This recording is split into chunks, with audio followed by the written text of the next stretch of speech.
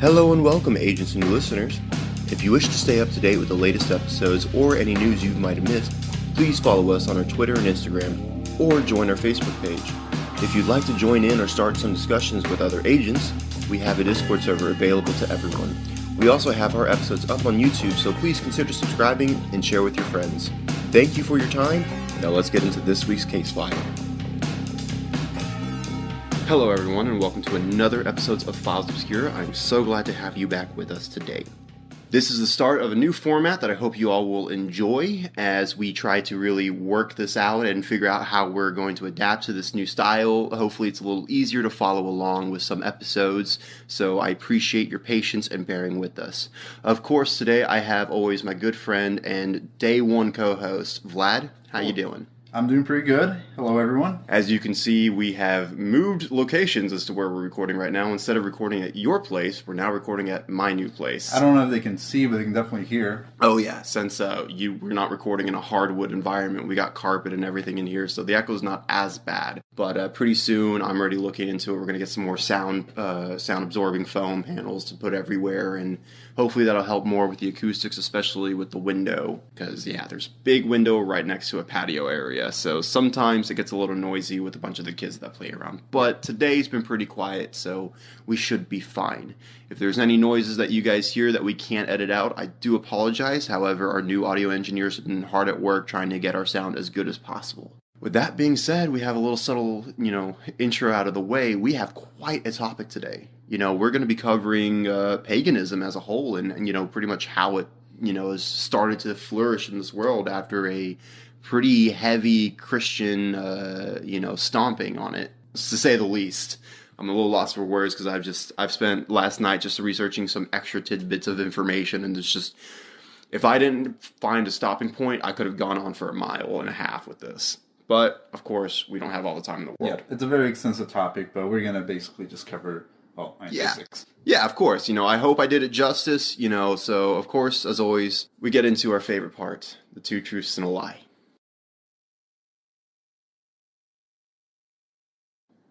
Alright, Vlad, so it's time to play two truths and a lie. Practically tradition at this point for every one of our, main topic-centered episodes.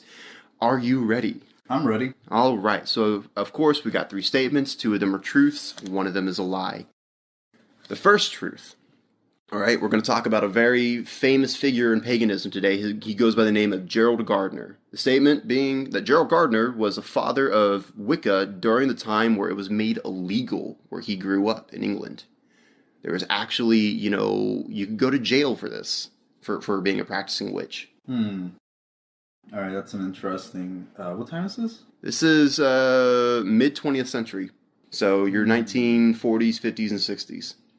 I don't know, man. Would they ever outlaw, paganism? That seems like such a strange thing to outlaw, but you never know. I mean, I'll be honest, I haven't looked into the history of paganism and the law, so I'm not sure yet. I'm going to hear the other two. Okay. So, statement number two. Gardner, same guy, Gardner took a variety of inspirations from, multiple people that he was learning about magic. Most notably, Aleister Crowley. Oh, I know that guy. The beast himself. All right. I also, a little tidbit, because I know some people are going to ask, we're not covering Crowley extensively on this episode. Because Crowley is such a big, prominent figure, he deserves his own episode. Absolutely. But yes, statement being, of course, let me reiterate, Gardner took a variety of inspirations from people, especially Aleister Crowley. I believe it. Okay. So, third one. Paganism as a whole almost nearly died before it even had a chance to flourish. But it survived due to one book surviving a fire, and that was found nearly 20 years after Gardner's death. And from there, it was able to garner, cult films and stuff, although heavily dramatized and the likes, of course, it's Hollywood. Mm-hmm. But the inspiration of this book really brought, the idea of old faiths and beliefs around the world into the limelight. Again, like I said, this is around a time where, it's still a very Christian Europe, still a very Christian Britain. It sounds very dramatic. This is like the end of Watchmen. I don't know. All right, so at the moment, I totally believe the second one. That I'm almost certain is true. The first one and the last one, the third one, those are the ones I'm kind of struggling with and trying to figure out what's real and what's not. The whole book thing sounds super dramatic and something straight out of like fiction, but at the same time, it's like Stranger Things that happened. So I'm kind of leaning towards the first one being. I don't think paganism could have just like died away. The third one's a lie. You think the third one's a lie? Yeah. Okay. Yeah. You sure? Yeah. Because you know I try to get you. I know. All right. I'm certain. This is it. Like this. Third one's a lie. I'm looking at your face and I don't believe you, but No. I'm gonna lock you into that. I'm fooling myself into believing that Well, you just said it yourself. You're fooling yourself. Mm-hmm. All right. I'm gonna lock you in. Go ahead. All right. You're locked in. The third one. You don't believe that paganism nearly died, and if it wasn't for the dramatic book surviving a fire. The way you're saying that makes me believe it's true. But yes, that is what I said. No, you're locked in. You're stuck. I know. All right. Hey everyone. It's time for a big announcement. Now, the past few months, I've been having to be very quiet about a new team I've been working with, but it's time to introduce them. I want to show you guys into our new parent company, Network Nexus Studios. Now, this is a new startup focusing on tech and production with diversity and passion taking center stage. With a few other projects in the works, we are all hard at work wanting to create content that you will enjoy. If you want to learn more, go to www.networknexusstudios.com. Again, that's www.networknexusstudios.com. Please enjoy the rest of today's show. So, of course, when we get into these episodes, I like to do a little bit of background research, get some, dictionary information, get some historical context. So I just looked up plainly what is paganism as described on Google. It's originally a pejorative and derogatory term, for polytheism and basically anything not Christian. It was a word that was really pushed by the Latin Church at, early Holy Roman Empire as a way to demean local, faiths and religions. The word itself often implied an inferiority to the belief in the urban areas, such as, where the churches were located and stuff like that. Paganism referred to faiths of the peasants or faiths of the countrymen, the people that lived away from the cities and away from the populace and stuff like that. Often considered, backwards in thinking and behind the times. So really, just from the gate, really heavy, connotation. The word pagan, has a lot of roots in paganus and pag, which means a lot of other stuff, means like to fix or to adhere, and this would later grow in its definition, to fix an identity towards a people, stuff like that, an identity of a village, identity of the people, which was generally still used in these times where you're talking about tribal people and stuff like that were still prevalent all over Europe. The idea was basically if you didn't go to the church and you didn't live with the people, you were considered a pagan. You were considered like what we would call our rednecks today, very backwards thinking people that live out in the middle of nowhere. But it was a term that was really only used in the western part of the Latin Church, because on the eastern part, you would get words like Hellen or Gentile, which, if you're familiar with your Christianity, Gentile was a term used for anybody who wasn't Jewish. So it didn't have these two words, Hellen and Gentile, weren't as derogatory as pagan was. Yeah. And so it didn't have the same impact or connotation. It just meant, okay, you're just not a Christian, you're just somebody else. It wasn't, you're not a Christian and you're fucking stupid kind of mentality. I gotcha. But of course, as a very loose explanation, as Christianity grew in influence and control with the rise of the Holy Roman Empire and the Catholic kingdoms all around Europe, pagan took on a growingly, negative definition demeaning old faiths and practices. So very, very broad, broad brush of paganism as a definition in history. Because, like I said, I could have gone through an extensive history on, the Catholic Church and just how they were wiping out civilizations as much as they could. But we'd be here all day. There's just so many. So when I looked into the modern rise of paganism as a whole, it came back to the Wiccan practice, which really came into the modern day with a man by the name of Gerald Gardner. He was born on June 13th, 1884, and he would be the most influential figure bringing Wiccan and paganism to the modern world as we know it. Many of the things that he wrote, all the texts that would go on to lay the foundation for Gardnerian Wicca and stuff like that are still used and built upon today. He was a sickly child whenever he was born, but he was born into an upper middle class, so he still was well off for the most part. Around the time that he was sick, he was sent to he was sent away with his nanny to a place. Sorry, I always struggle to say this word. Madeira or something like that. Which I had to look it up. It's a archipelago in the North Atlantic Ocean. That's an autonomous region of Portugal. So he stayed there until it was 1900, where he would then go to Ceylon, which is modern day Sri Lanka, and stay there for 11 years before he was 27 and an adult and moved to British Malaya, which is modern day, right around where Singapore and Malaysia is. That's where he went. He went there because he wanted to try to make his fortune, if you will. And at the time, the British Empire was, we're going to invade these people and make them do the work, and we reap all the rewards. It's just history, of course. And so he went there, and he was getting his fortune off of tea and rubber plantations. But unlike other British, the British wealthy that were there at the time, he didn't just sit back and sip on tea and stay in his hut or whatever. He was fascinated by local culture. He was fascinated by the people. So what he did is that he would go to the locals and, take not take part, but he would witness the tribal ceremonies and magic. Mm-hmm. And this was Gardner's first real impact and experience with tribal magic and stuff like that, and he was hooked. He wrote his experience about one ritual where a girl was put into a trance. Quote, disease was driven out of their bodies by spells. Magic to these tribal people were a matter of fact for them.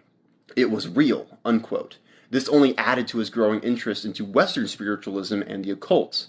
Also, I have a little note here saying that after his retirement in 1936, he would go on to author his first book in Cyprus called A Goddess Arrives, which is one of several he wrote over his lifetime, specifically about magic. He had to do this at the time, because local laws and customs made it difficult for him to be open about it. So he had to go to a whole nother country. Yeah. Okay. Yeah. So we'll get back to that point here in a little bit. He took inspirations from Sir Arthur Conan Doyle, who was really big into spiritualism and stuff like that. A little side note that I know off the top of my head, too. Sir Arthur Conan Doyle also did not like Houdini for the fact that Houdini would go and expose fake spiritualists and stuff like that. Wow. But Arthur Conan Doyle was a profound believer, and so he did not like Houdini for that. So interesting. Yeah. That one I've always known, so I didn't need to look that one up. But he would talk to Sir Arthur Conan Doyle and would talk to Freemasons that he found in his local area when he moved back to England and stuff like that.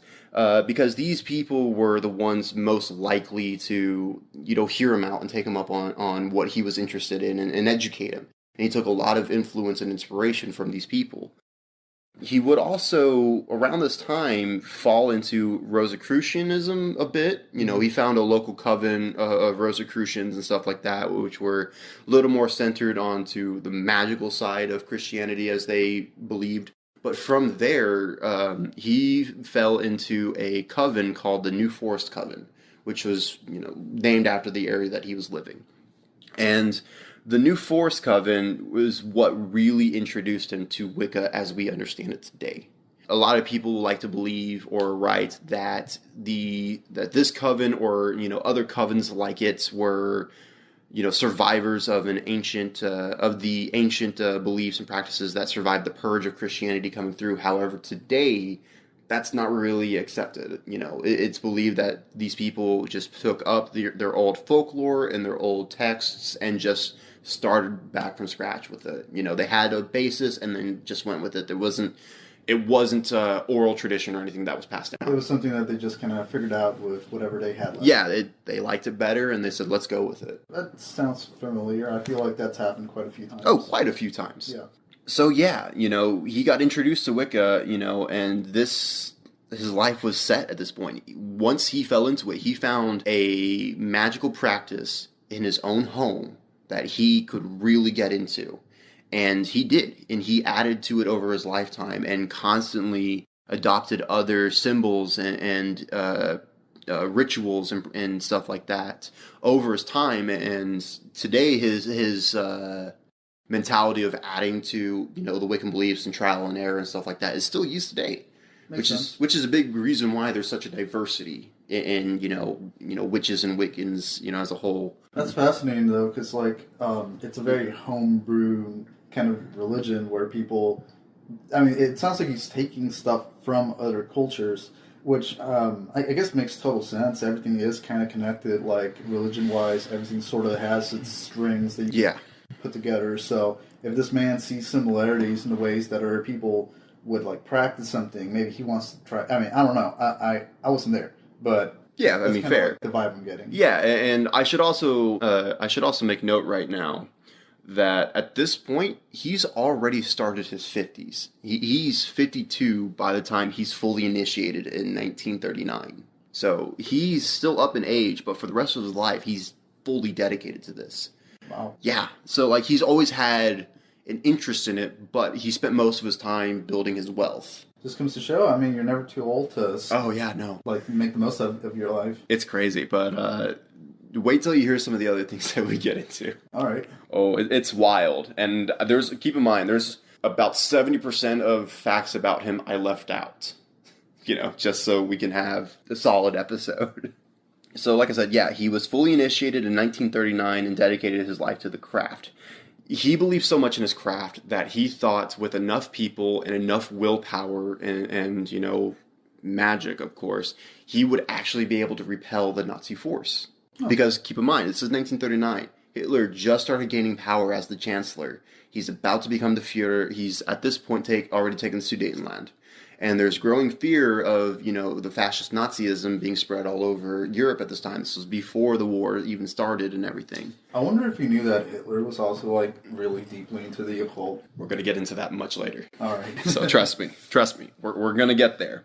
But it's not the same kind of, belief system. Yeah. So. But yeah, no, what had happened is that he and his followers, that they went and performed a ceremony near the beach coastline in the forest near his hometown.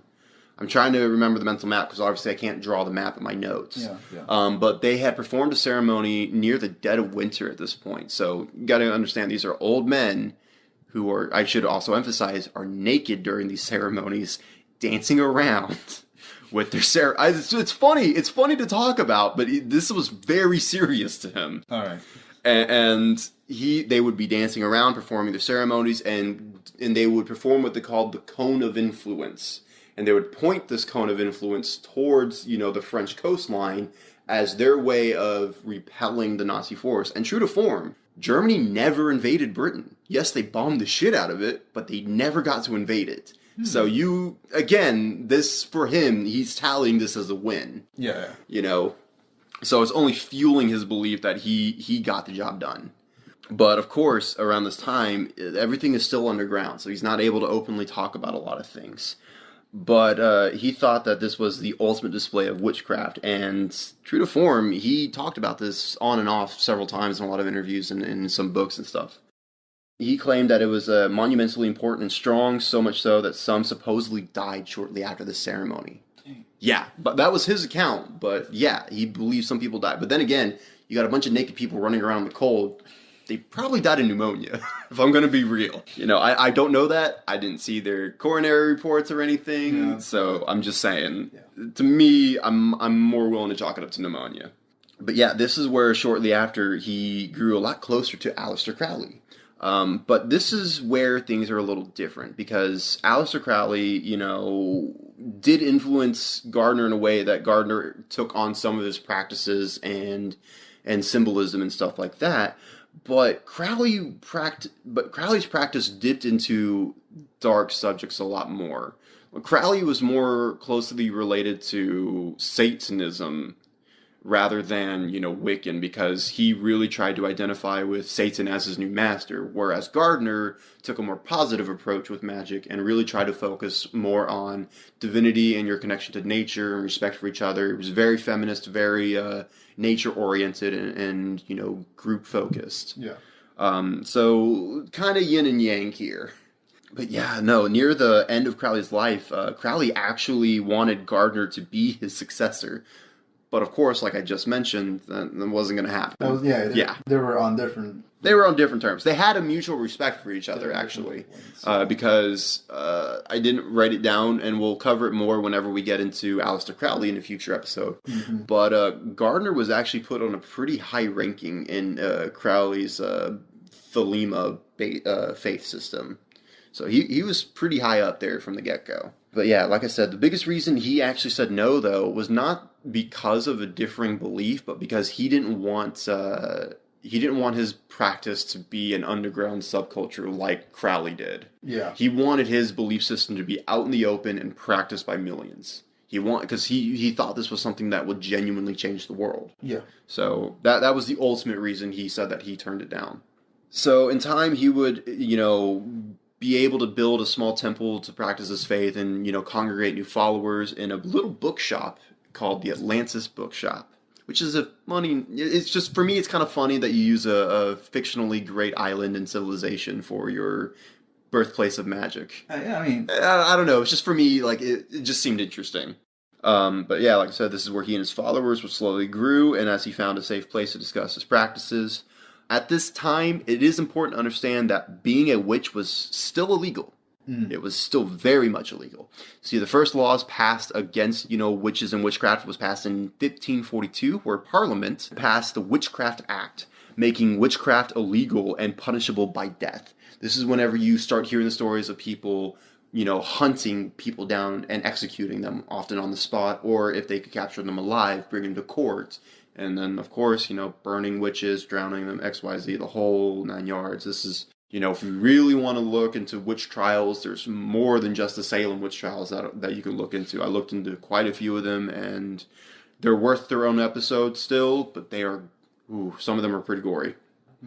This specific act was actually repealed in 1547, but a new act would basically restore it in 1562. Okay. And a form of this law would always be in place up until it was eventually repealed as a whole in 1951.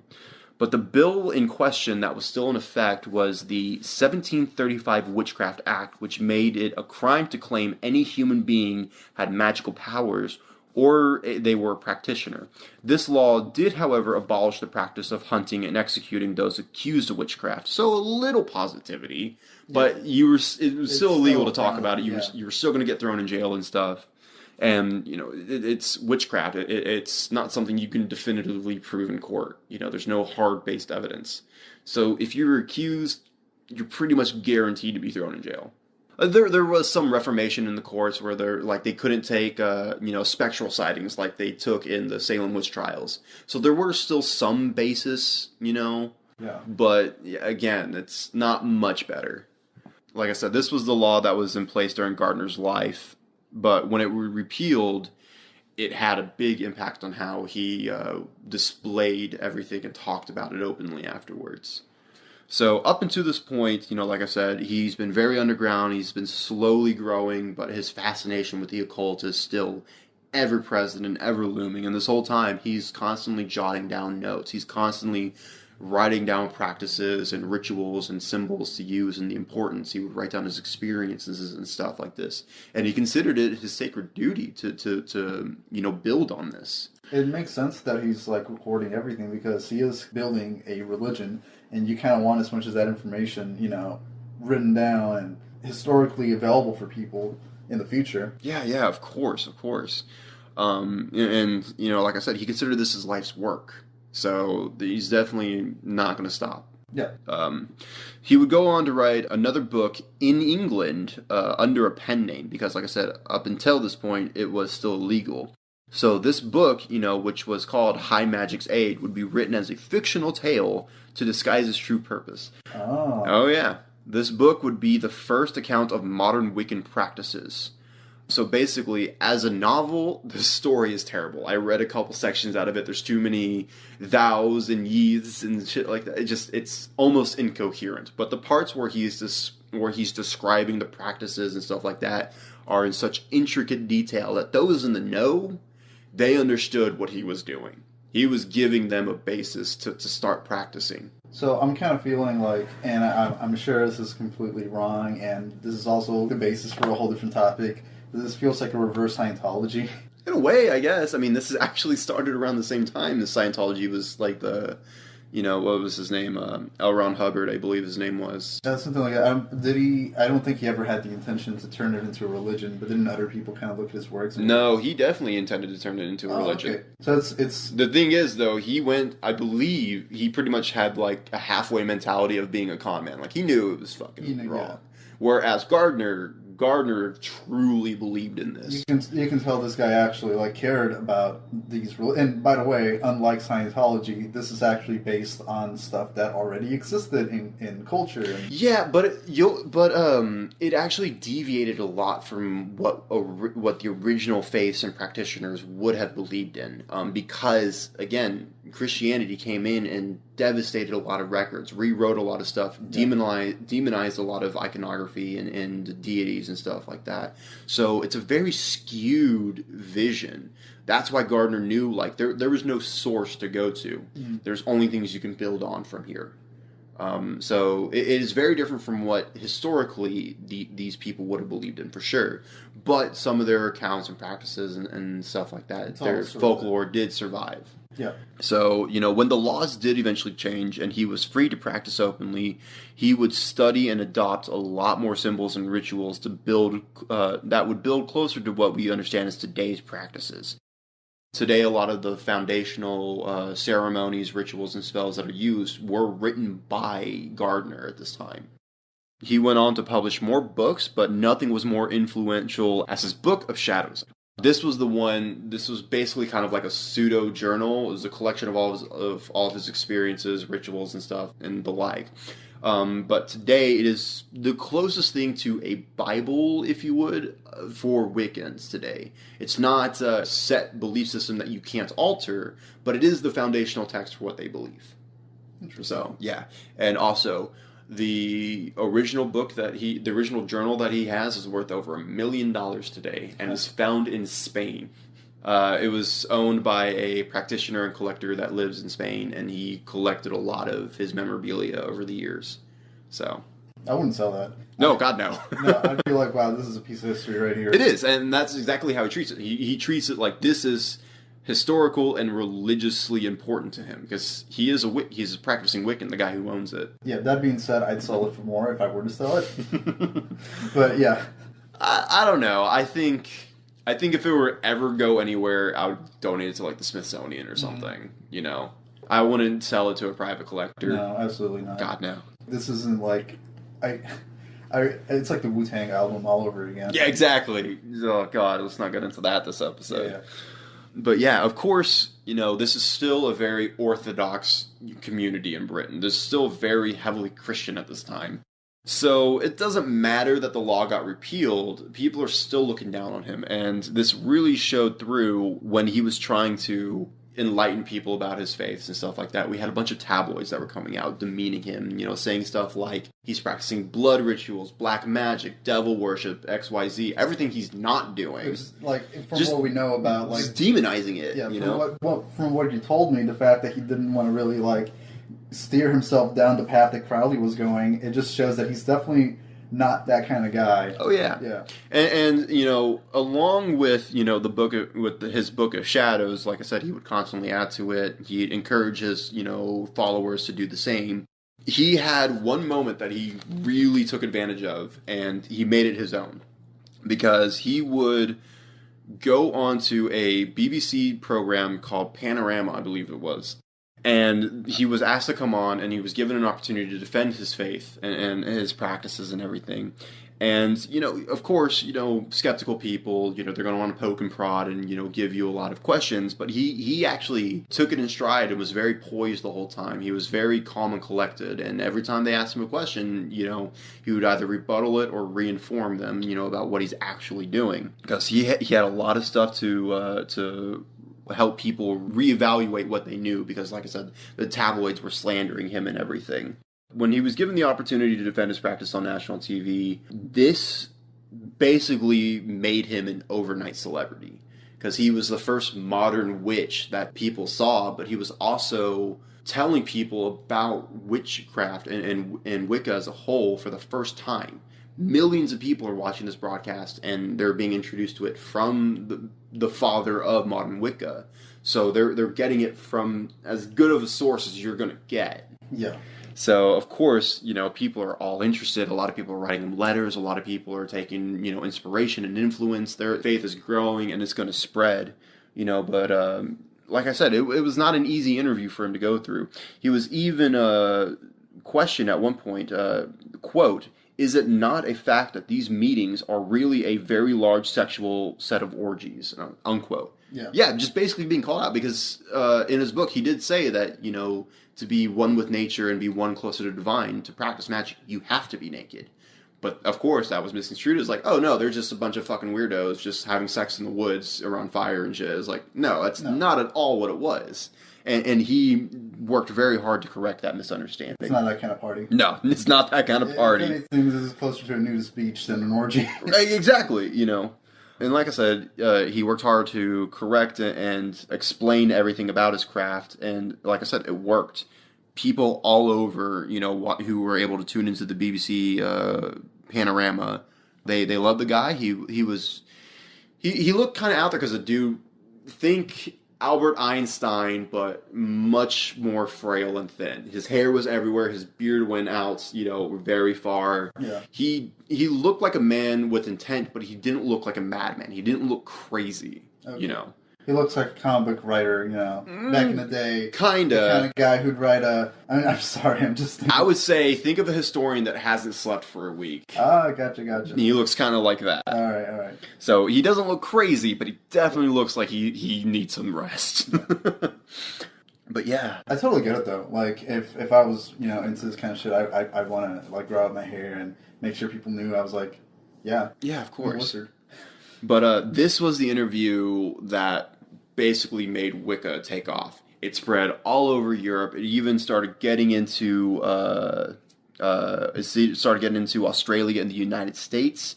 And by the time Gardner died in 1964, the United States was really getting into the counterculture movement. So, you got to think about it. The counterculture movement. I was honestly just thinking about that. This whole time, I was like, man, the hippies would have loved this. No, trust me. They fucking took it in full stride. You got a religion that focuses on unity with nature, very feminist empowering, set on equality, and just free love, baby. Yeah. Of course they're going to take that up. And that's what really kind of solidified it in the modern age. This was the time when the original movie, like The Wicker Man, came out. It's very, fanatical and dramatized and all kinds of wrong. But it introduced Wicca to the modern culture at the time. And to those who really wanted to learn, of course, this is kind of like tangential learning. Yes, the facts that you saw are wrong, but it makes you want to learn more. And with the growing sentiment of saying, fuck the government, fuck the establishment, let's do this our way. Let's look into something new. A lot of people latched onto this in America, and I didn't really look as far into Australia because there wasn't as much news sources about it that I could really look into. But it did really grow there as well. Not to the scale it happened here, because of course we're Americans. We're dramatic. We do everything above and beyond and extra. It's ridiculous sometimes, but it changed fundamentally how we saw religions. Because at the time, it was still very Christian-centric in America. And as it was more commonly accepted, we would go through a lot of trials where, there was even a military trial in the 80s or 90s. I can't quite remember because I didn't write it down. But I looked into the news reports where a fallen soldier had died, but he was a practicing Wiccan. And whenever his widow had asked why the pentacle, which was the Wiccan symbol of their faith, was not put on the tombstone, the U.S. Army said it was illegal, as it was not recognized as one of their faiths to put onto their fallen soldiers. That's messed up. Yeah, they had a whole legal court battle about it and everything, and they got it added. So now practicing Wiccans can have their pentacle put onto their tombstones and stuff like that. And it expanded even beyond that. Like a Satru, which we'll talk about in a little bit later, which is kind of the revamping of, Norse mythology into the modern era and everything. Thor's hammer, Mjolnir, that's their symbol. And it's accepted today. And, for the U.S. Army's chaplain service, I don't remember the actual name of it, but basically the whole religious centers, you're allowed to have, Mjolnir put onto your tombstone if you are a fallen soldier and you were a practitioner of Satru. But yeah, it was definitely a battle because, of course, like we covered in a previous episode with the Satanic Panic, you can tell by the 80s there was a big backlash towards practitioners. So there was a bit of a dark period in the United States about it, but to this day, it's still growing in popularity. It's still growing in size. And there's a lot of people talking about it. Even on YouTube, you can find 30, 40, 50 plus channels specifically about either specific faiths or paganism as a whole. How to build up a... I've seen them. I've actually seen quite a few websites where they give you kind of tutorials on how to do a certain ceremony or just a basic history lesson on the subject. Of course, I haven't really digged into it too much. I might have like a book about it, but it's an interesting topic. Paganism, Wiccan, they're religions that aren't, even after all this stuff, it's still not popular to talk about it publicly. No, of course. I mean, look, we live in the Deep South. We live in Bible Belt, Texas, dude. Like, of course it's not really popular here. Mm-hmm. We're a little bit lucky because we live in a big city that's a little more liberal. So there's definitely, there's a universal Unitarian church just down the road from us. Yeah. Where they have different, practitioners talk about their different faiths and stuff like that. Mm-hmm. I've actually been to a couple ceremonies. It's not something I personally want to invest too much time to go into, but it was very enlightening to see that and to see the discussions and to see, how they do their libations, their sacrifices and offerings and stuff like that, to see how they talk to it and how they take lessons from these old, folk tales and stuff like that. Yeah. And it was, like I said, it was really illuminating, So you can see, even throughout his life, as much as he was a counterculture figure through most of his life, being a believer and practitioner of this, it was still legal, for most of Gardner's lifetime. Yeah. But he sowed the seeds into what would become today's, modern pagan movements. I would also like to add to anybody who's listening to this podcast right now, if you ever have the opportunity to check out what other people are doing in terms of religion or practices, and if they're okay with it, check it out. See what other people are into. Even if you're never gonna change religions or be religious, it's always fascinating to see the way other people practice it, or the way other people, or what other people believe in. Yeah. I've been to a few different churches of different religions. I haven't been to that one you were talking about. Yeah, it's I'd have to show you where it's at. I had to look it up on Google Maps because this was a couple of years ago.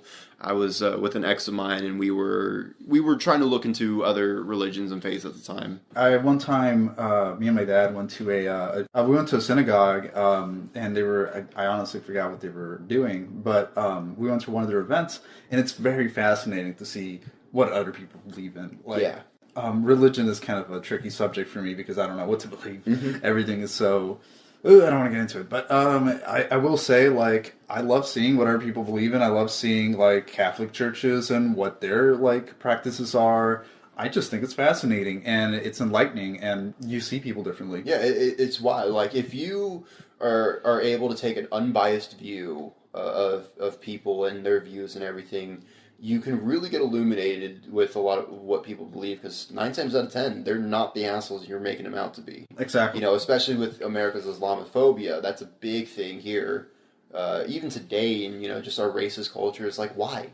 Have you actually taken time to be around these people? Have you actually taken time to see what they do? No, you hear something, spit out the same garbage, and you believe it, and it couldn't be further from the truth. Honestly, man, all that Bush stuff is still we're still... It's still very prominent today, which, by the way, so fucking glad Biden won. Oh my God. It's just, yeah. But we're not going to cover that. Yeah. It's not, because we'll be here all day. I mean, hell, there's still 2.5 more pages to go into. Yeah. So let's get to it. Yeah.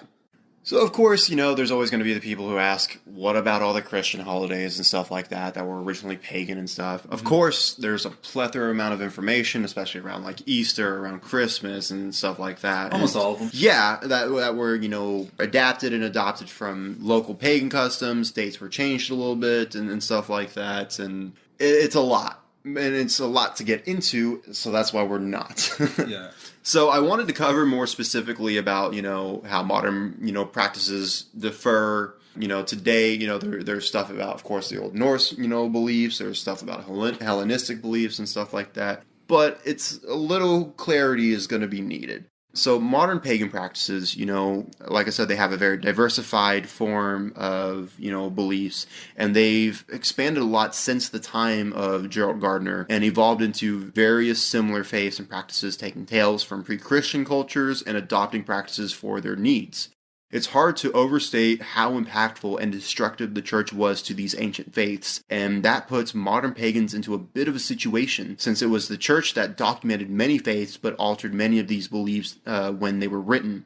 As Reconstructionists struggle to find a more accurate set of records, this leads to modern practitioners to fall into one of two camps typically. There's hard pagans and soft pagans. Hard pagans generally center around, deities being 100% real. Like, if you talk to a Christian how God is 100% real, that's how they think of their faiths and their deities, with them having a very prominent effect of the world that they live in at large. Whereas soft pagans, generally, their beliefs center around the philosophical and psychological principles of their culture and influence. So it's more along the lines of, they don't necessarily believe in these deities as being truly real and separate beings, but rather, principles and pillars to live their lives by. And you're going to find hard and soft pagans in any form of practice that you believe. It's not this group of people is definitely hard pagans and this group of people who believe in something completely different are more soft pagans. It's not like that. You'll find a healthy amount of a little bit in both sometimes. So I wanted to cover just a few, to kind of get you to understand a little bit of what these people believe. Of course, this is definitely not even close to all of them, as there's a variety of faiths out there, and it just takes talking to the right person if you want to get involved or want to just learn more. So I'm going to start you off with something big. When I say heathen, what comes to mind? Well, I think about Christianity, and heathens are... Isn't that just a person who's kind of like done wrong to the church or done wrong to the people? In a sense, the church definitely drove a negative idea around the word heathen and really made it emphasize the idea of being wrong or choosing false idols and stuff like that, or just doing everything about worldly pleasures and stuff like that. And they just lumped a bunch of concepts under this word that has nothing to do with actual heathenism, what it was. So it can mean anything from the good old golden cow to the...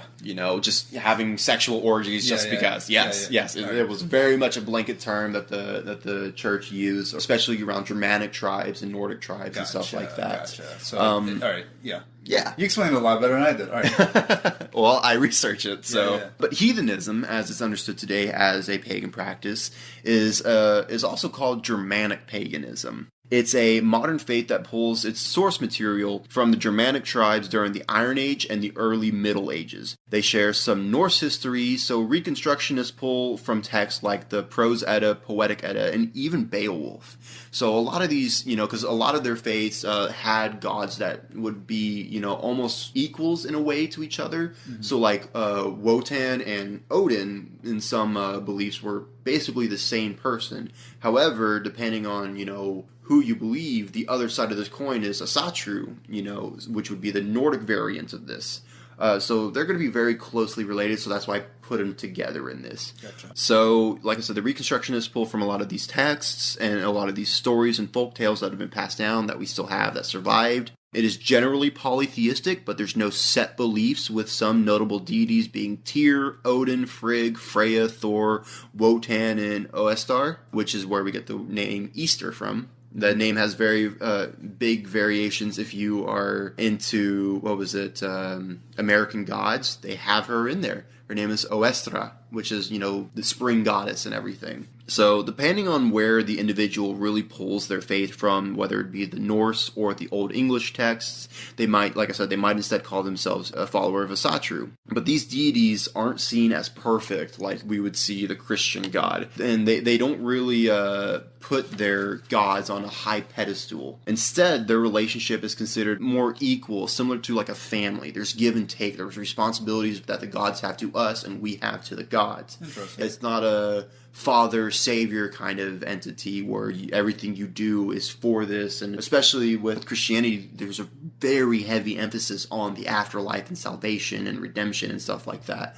Whereas for heathenists and Asatruans, there's a heavier emphasis on the here and now. What you do today matters. Interesting. Their afterlife is not really something that they focus heavily on. That makes a lot of sense, though, because I guess in heathenism, it's a lot of like, I'm doing a ceremony, I'm practicing something to better my life at the moment. Yeah, I'm giving libations to help myself in these moments and stuff like that. Well, in Christianity, it's all about like, hey, I want to make sure I'm secure to go to heaven. Of course, it's always pray, repent, because I've been bad. If I don't do it, I'm when I die, of course. And it's like, I feel personally that takes you away from the current life. You don't enjoy life as much because everything is centered around, okay, let's plan for the next life. Yeah. Well, what about this one? You still have decades, a long time to live in this one.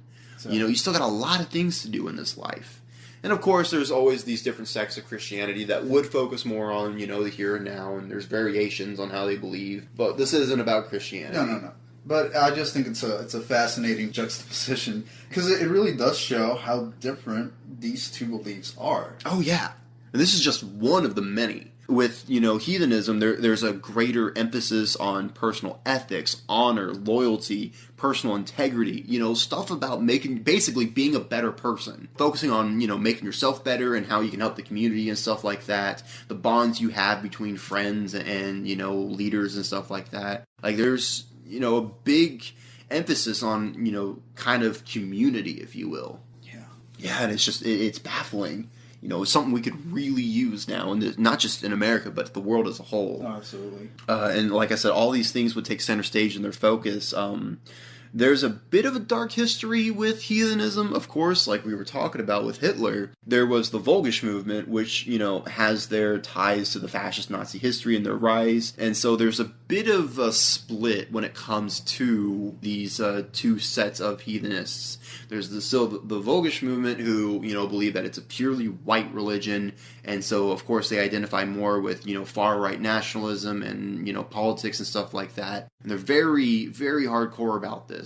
But generally, heathenism as a whole, they don't care about that. They don't consider it a white-only race. They don't consider it a European-only identity. They accept everyone and anyone, no matter where you're from or who you are, because they believe that these beliefs and core practices are transcendent and should apply to everyone. Exactly. Everyone can stand to be a better person. If anything, I believe that should be the goal of all religions. Of course. It's not to segregate, but to unify, to make sure everybody is equal in the eyes of God or gods or whatever. Yeah, that, like I said, that was a satire in heathenism, depending on where exactly you want to pull your beliefs from. But from just that one, what do you think of it as a whole? I mean, it sounds all right. I totally get the appeal. You're right. I don't see anything wrong with it. I don't understand why people would try to ban it or make it illegal when, if you do your proper research, nobody's getting sacrificed at the altar. Well, not anymore. Well, not anymore. Okay, of course. But the same rule applies to literally any other religion. Exactly. Yeah. I mean, there was literally how many crusades that were campaigned in the name of saving the Holy Land and God and all that? I mean, how many people died for that? I mean, we're not stoning sinners anymore. Yeah. So, I think we've grown beyond our own religions. And properly so. Yeah, of course. There's still, of course, the occasional libations and sacrifices you make, but we're not burning people at the stake. We're not, we're not pulling a wicker man and shoving people into a Burning Man type of effigy. We're not doing that, of course. But this was interesting to me because, my dad, he took a genealogy test last year or the year before, I believe, and we found out that, most of, my ancestry does tie back to Scandinavia and these Norwegian, areas that would really emphasize this kind of practice. So, of course, I took, a lot of personal interest in it, but there's a lot more than just, what I'm interested in. So I looked into kind of the other half where my mom, she has a lot of Slavic roots. And so I looked into Slavic paganism, which I could have got a lot more information, but like I said, if I did, we would be here forever. So I tried to really just condense it down because there's a couple more I'd want to talk about. So just getting into it, Slavic paganism is very interesting because the Slavic regions never really took on Christianity. They never really changed ethnically either. They were pretty uniform in who they were for centuries. It wasn't until, the 15th, 16th, even 17th century that Christianity even took hold in the area. But by then, people are already printing books. They're already more able to communicate with each other. And so Slavic religion never really got altered. But, just very briefly, I learned that the Slavic people, they have three central deities to which all generally believe in. There's Perun, who is the god of the storm in the sky, and was the principal deity. In the area that they live, near the Baltics and all that, these regions could often be subjugated to a lot of rain. Their crops are very dependent upon it. Storms could, have drastic effects on their livelihood and all that. So it makes sense to me, and when a lot of theologists and historians and archaeologists did their research, they found that this also pulls from, the Proto-Indo-European, belief that also gave us Thor and other Hindu related people or related deities as well. Then, of course, there's Svarog, who is a smithing god and the father of the sun and fire gods, which is interesting that they have this trinity because there is a similar trinity that can be seen in Hindu gods of the sun, lightning, and fire gods, which are all brothers. Trinities are just very common in religion. Oh, of course. Yeah. Of course. Dualities, trinities, it's all over the place. But yeah, smithing god is very fundamental and important. It's what helped them build their civilization, build their culture and their people and everything, because it never changed. It became a very necessary part of their life because, Middle Ages and, pre-industrialism, you needed a blacksmith if you wanted anything. If you wanted nails to build your house, if you wanted equipment to do anything, if you wanted, saddles or cooking pots or anything, you needed a blacksmith. Yeah. He was very integral to the foundation of your village or even your cities. I can see why it's important. And then the third, but most certainly not least, is Veles. Veles was a dark god of the underworld, honored by the Slavs and represented wisdom, magic, and abundance, which is why he's also considered a horned god.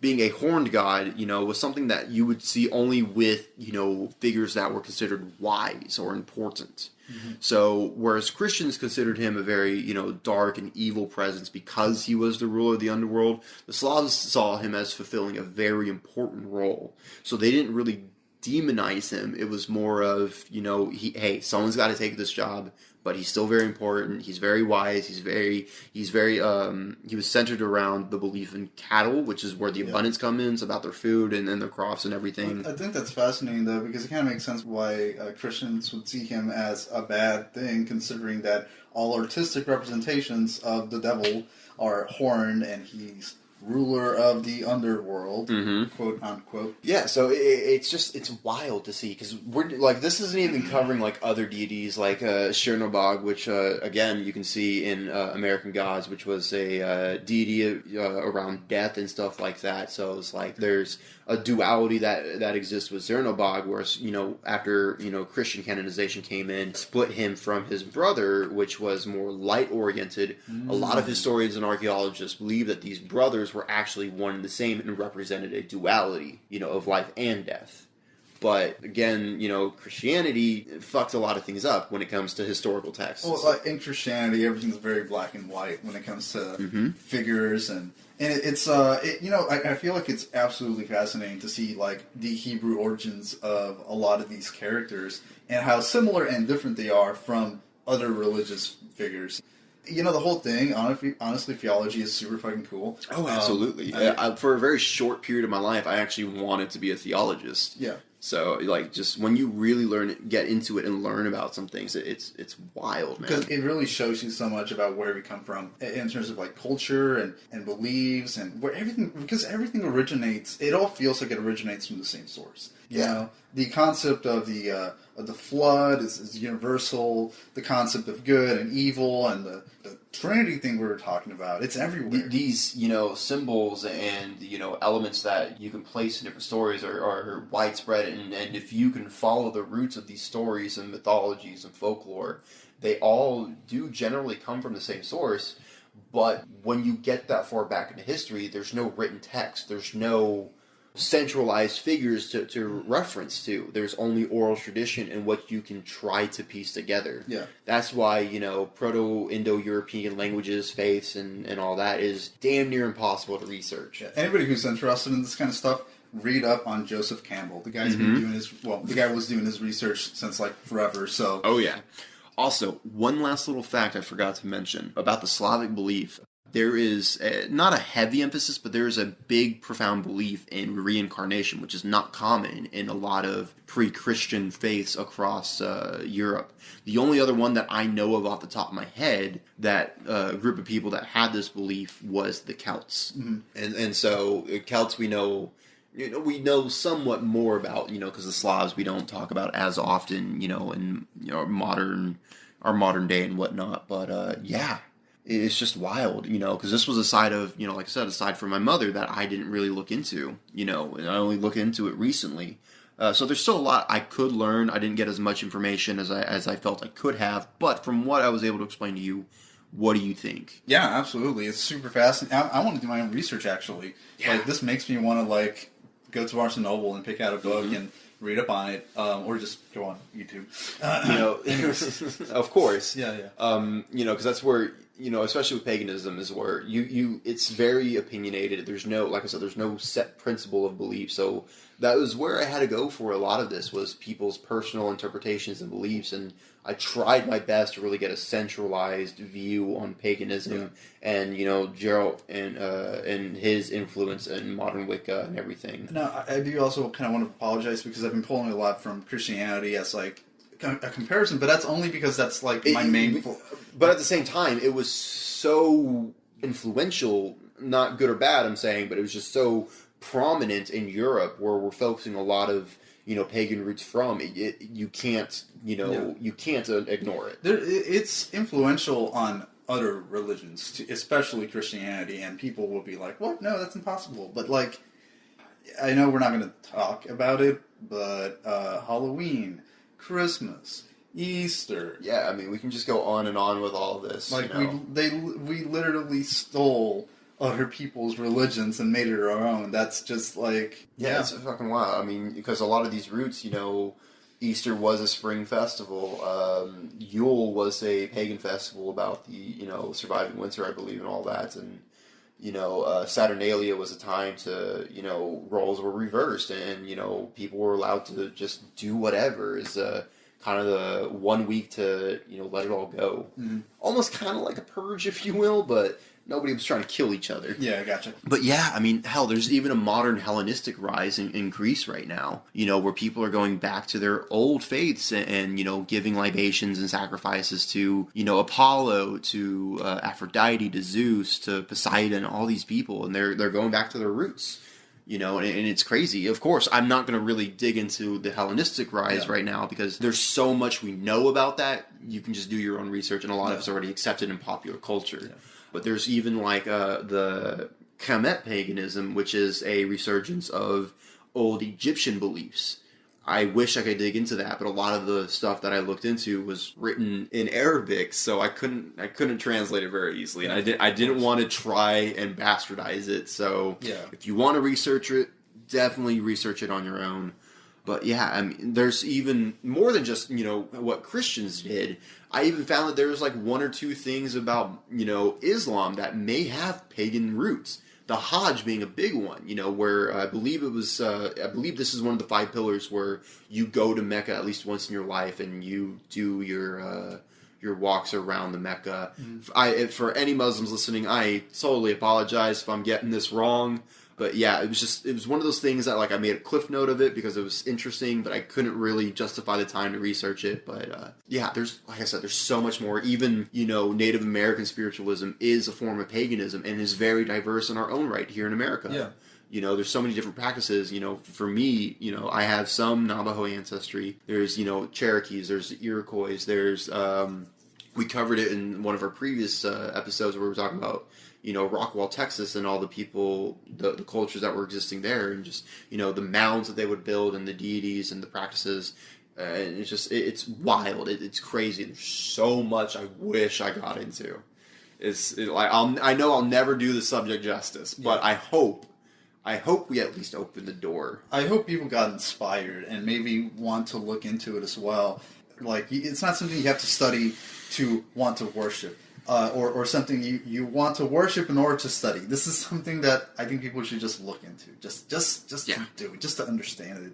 I'm surprised it's not taught in history classes. Yeah, you would think, but of course not. But no, this is super fascinating. It's actually, I think, one of my favorite topics officially, because I'm really invested.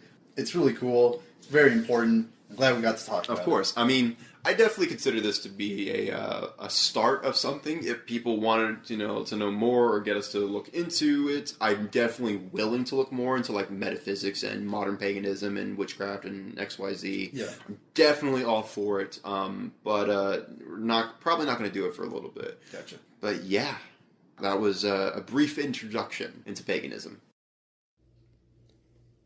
Have you been curious about starting your own podcast but have no idea where to begin?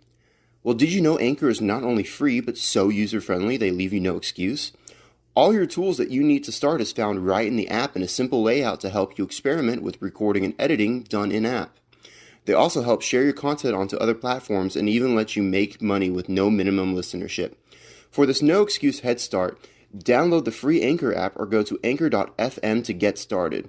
Once again, that was anchor.fm.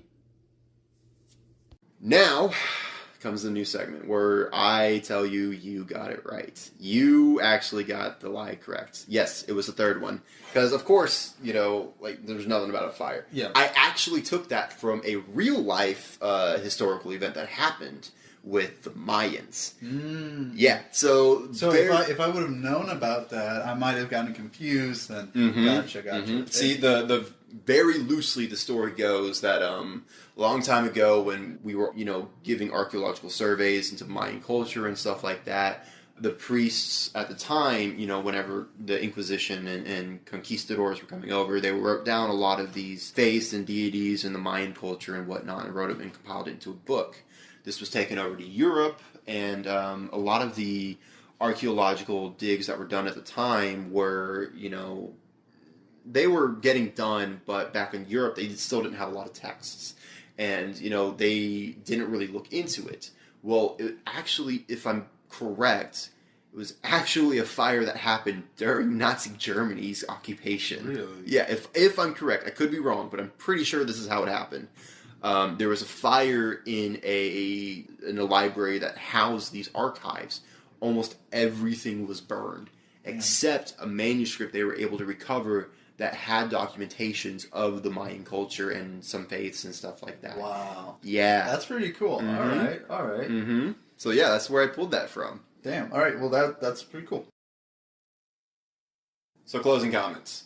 I mean, it's a lot. It's a clusterfuck of information that pulls you left, right, and center. I'm super fascinated. You kind of sparked my interest in the topic once more. I might want to look into it a little bit more. Yeah, I highly encourage it. Just get an unbiased view of how other people believe and live their life. You know, but as a whole, this episode, like I said, it was our first time that we're trying to follow a new structure and integrate some things. We still haven't got our sound cues in to let people know when we're transitioning just yet. We're working on it. We're finalizing some details. And, of course, audience, you'll be the first to know when we implement them. But as a whole, I'm actually kind of enjoying this new structure. It made it a little easier to follow and know when to start and stop.